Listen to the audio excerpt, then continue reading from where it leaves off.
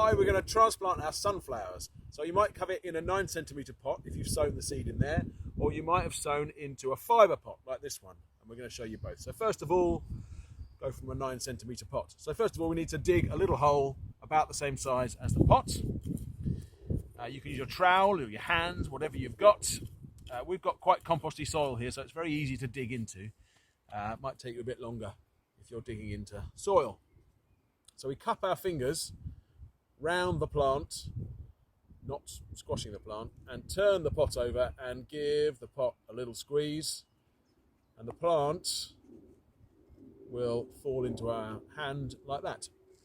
Now we need to just disturb lightly some of these roots. If the roots aren't going round and round, you can leave them as they are. If they're starting to form a little ring around the bottom of the plant, it's worth just teasing some out like that. Try not to break them, just tease them out so it sort of disturbs them. And instead of going round and round and round under the soil, which otherwise it will, the roots will now find their own way outwards and hopefully into more soil. So we turn it back on itself and gently place it in the soil, making sure, it doesn't matter too much if that breaks up, but keep it together as much as you can, making sure the soil level, when it's finished, is about the same as the soil level it was in the pot. Now you snuggle up that plant around, and importantly, we need to put a stake in, because sunflowers will need to be staked. They won't support themselves.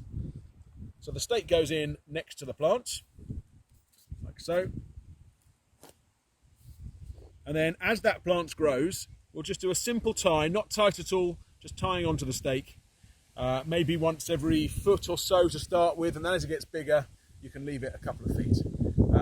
But never letting the top run free, because as the flower grows, you'll find it gets heavier and heavier, and eventually, with a bit of a wind, it could snap the plant.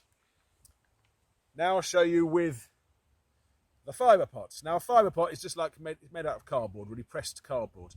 But it's much the same thing as a plastic pot, except that this pot goes directly in the ground. Now you'll also see we've got two plants in here. It's always a good idea to plant 2 seeds at a time, just to be sure that you're going to get germination. However, you don't really want 2 seeds growing next to each other like that. Partly because it looks a bit funny and they squash each other as they grow, but also one will take the nutrients from the other. So it'll be much stronger to let one grow. So I'm going to be completely ruthless, and I'm going to remove one seedling, like so. Gone. We'll now have one really good strong plant, as opposed to 2 slightly weak plants. Now to plant it, it's much the same as the other pots. Dig a little hole, about the same size as the pots.